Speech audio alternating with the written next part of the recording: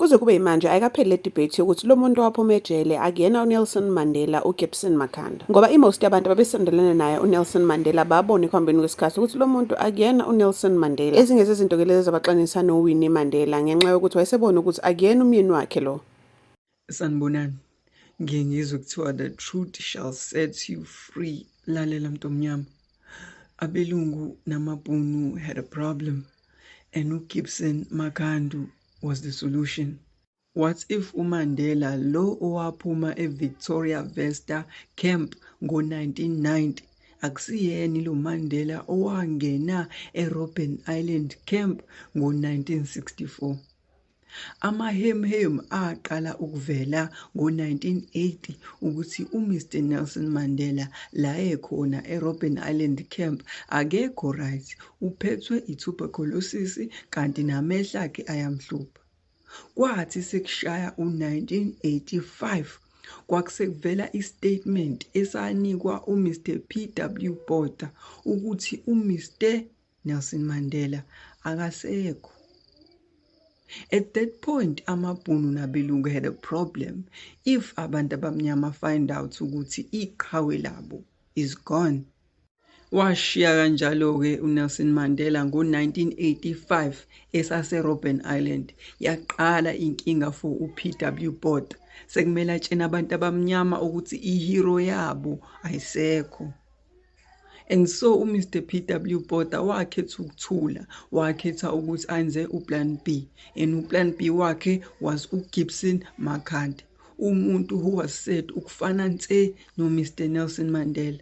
And so bambiza uGibson Makhanda, bamkhokhela imali thizeni, kwathiwa uzo-actisa okwaNelson Mandela.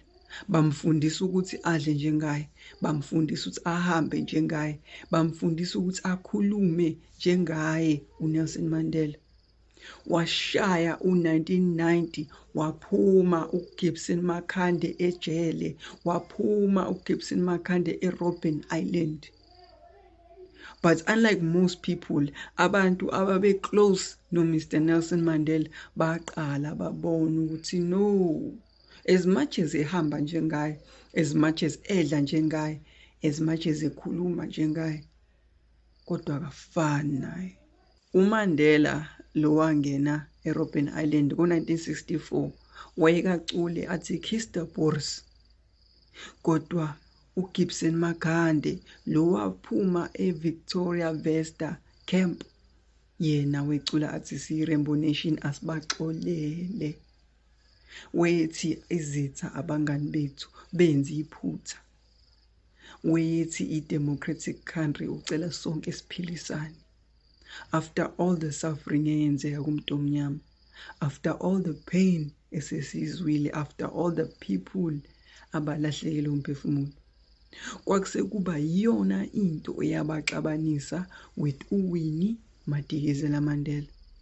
Because she saw ukuthi no, lo akusiyena uNelson Mandela. One of the biggest mistakes uP.W. Botha made was ukucabanga ukuthi umuntu omnyama is stupid. One of the biggest mistakes uP.W. Botha made was ukuyitshena ukuthi ngeke sibone. You see, ama-features omuntu ebusweni awashintshi.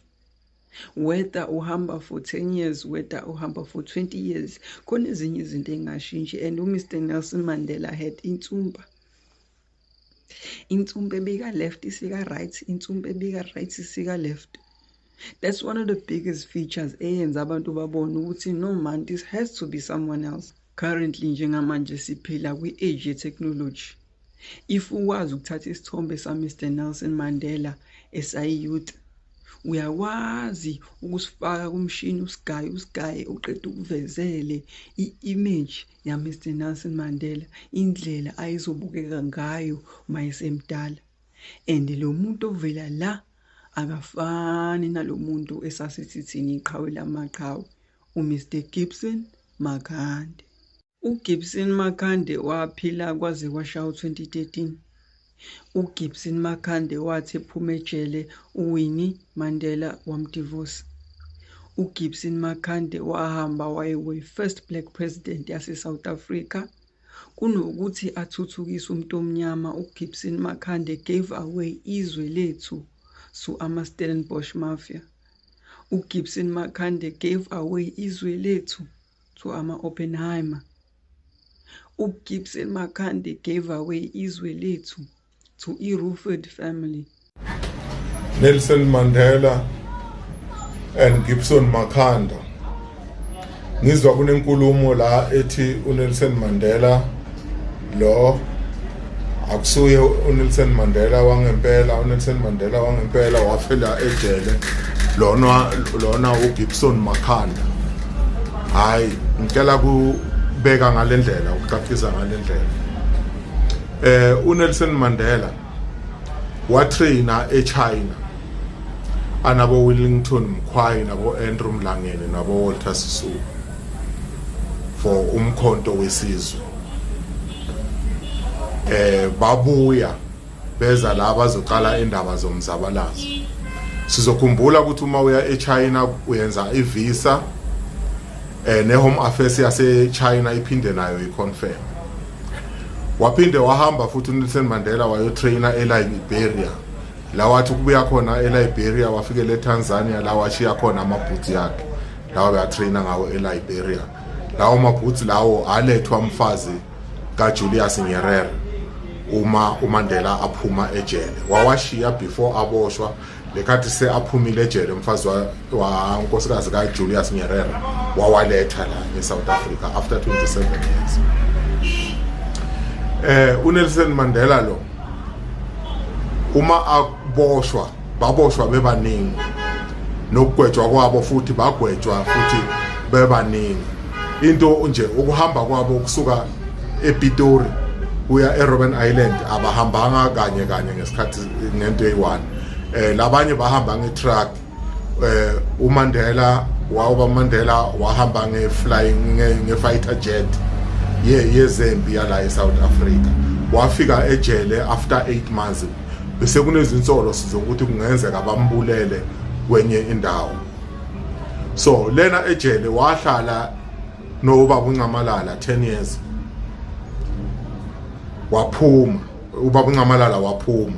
uBaba Mandela wasala le nalaba abanye. Ukuphuma kwakhe uBaba Mandela waphuma nabo labantu laba awayeboshwe nabo le. Bembona ukuthi uye lo Mandela lo bekade banayo. Ukubuya kwakhe uMandela uyile futhi eChina. Ube bekuMandela wefake ngaba kazange angene lapha eChina ngabe ufike waboshwa. iHome Affairs yaseChina ngabe imbophile. Siyazi ukuthi ke ngelo ngetechnology iChina ihamba phambili kakhulu. O Fidel Castro bebangeke bawucelebrate umkhosi. oGaddafi oyase Arafat bebangeke bawucelebrate umkhosi. uMandela lo bekangcwatshwa lapha eQunu woKenneth Kaunda. Uye uMandela lo ya lo Makhanda lona hayi asimazi thina abanye. Yeah, Brajavas, yeah. Ngiyakuzwa ibeka impela. Between uMandela we-original neMandela we-fake. Uyicacise kahle lana uyibeke kahle ukuthi abantu bakhona uku-understanda ngempela ukuthi uMandela lo bambonile uNelson Rolihlahla. Uyu uMandela wakamampela angekho uMandela we-fake.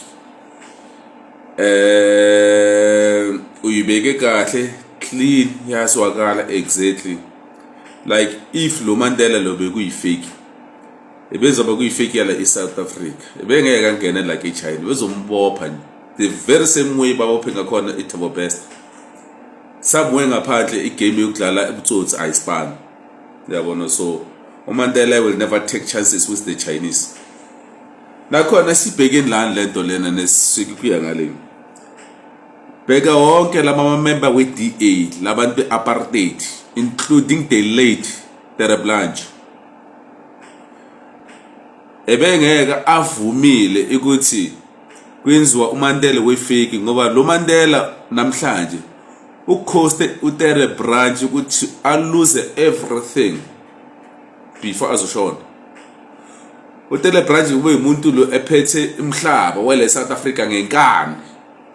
Bekumuntu esitshela ukuthi yena uye bekumuntu ophethe amaplaza ngale Free State ngenkani nabangani bakhe bonke laba ku-DA bonke labantu be-apartheid laba ebengeke more special the DA members bengeke bavumile ukuthi kube neMandela we-fake ngoba namhlanje uMandela ucost iDA2 as it was a national party before ukuthi baluze ipower from the white people to the blacks. Ebelengeke bayivumile lento lena from the start ukuthi if fake person can come and make us to lose power, never. Yabona, weze bayibonile lapha singamenza Mandela we-fake but at the end so gaina ngo abagaina next baluzile labo bantu lapha and ufana neTele branch ikhanda belicinile ebengeke avume ukuluza through a fake person.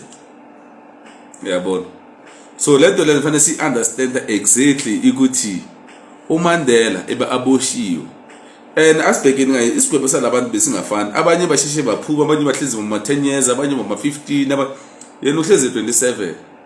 Bakhona laba baphume emuva bafuna ukulandela ihistory kaMandela ukuthi uzokhona ukubona ukuthi uMandela it was not a fake person, uye original Rolihlahla Nelson Mandela.